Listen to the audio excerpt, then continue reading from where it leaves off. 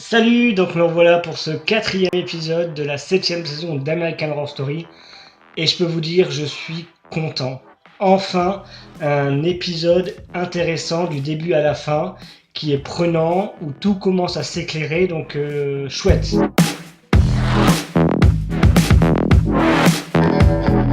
Donc, ce quatrième épisode se prénomme 9/11, le jour d'après l'élection de Trump en 2016. Cet épisode de 49 minutes, à peu près donc 50 minutes, est découpé en trois parties.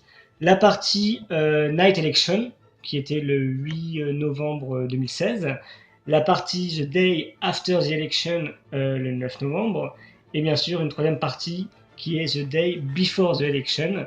Donc c'est plutôt intelligent, bien écrit, bien construit, et d'avoir découpé cet épisode en trois actes ramène en avant beaucoup de choses. Les points positifs déjà, c'est ce découpage. Tout commence à se mettre en marche, c'est ça qui est plutôt intéressant.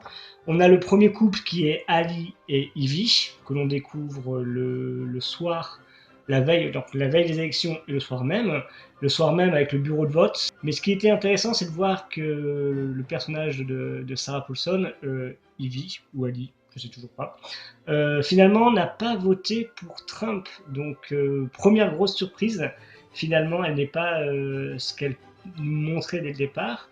Elle avait voté pour un autre candidat, j'ai noté le nom. C'était comment il s'appelle ce monsieur-là? Elle a voté pour Jill Stein. En plus, lors de cette soirée d'élection, on découvre Kay qui arrive avec une personne un peu bizarre qui lui dit voilà, il faut aller voter, qui semble être blessée. Donc bien sûr, cette personne va voter pour Trump, tout comme Kay. Et puis on voit aussi dans la file le couple Lee et Meadow. Oui, j'ai noté parce que les prénoms, j'y arriverai pas sinon. Chaque couple se découvre un peu plus. Au fur et à mesure que l'épisode avance, on a bien sûr le Day After the Election, donc le 9 novembre. Donc là, on se rend compte que Kay commence à manipuler tous les protagonistes et le tout est louage commence à être mis en place. Donc mention spéciale pour toujours notre ami Evan Peters, qui franchement, heureusement qu'il est là, il tient le show. Ça fait plaisir parce que du début à la fin, on voit un peu ses agissements, on voit comment il manipule chaque personnage et où il veut en arriver. Et c'est dans sa logique à lui. Comme il dit très bien, je suis ton propre miroir. Donc il arrive à trouver les faiblesses de chacun, et puis il va en profiter, rentrer dans les failles.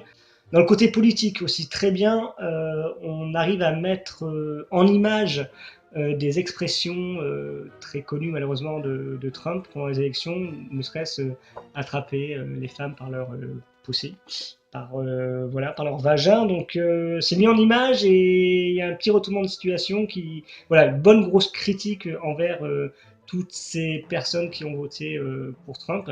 Mais on se rend compte aussi que finalement, les pro-Trump et les pro-Clinton, finalement, ils sont tous aussi fêlés les uns que les autres.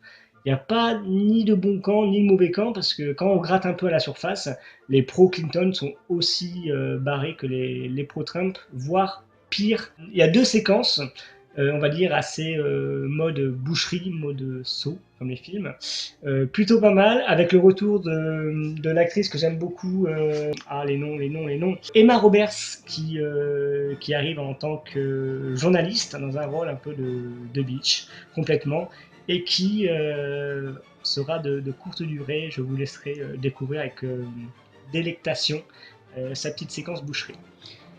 Et puis on a aussi une autre séquence boucherie en fin d'épisode, dans toute sa splendeur, et qui fait un peu que la boucle est bouclée du début, premières images, à la fin de l'épisode. Super, bon, un quatrième épisode qui me redonne espoir en la série, parce que le point positif surtout, c'est que Sarah Paulson n'est pas trop présente, on ne la voit pas chouiner et pleurer, donc ça c'est plutôt cool. Et puis les pions, voilà, les pions se mettent en marche. Vivement la semaine prochaine. Soyez fidèles au rendez-vous parce que cette saison 7 s'annonce encore très intéressante. Salut!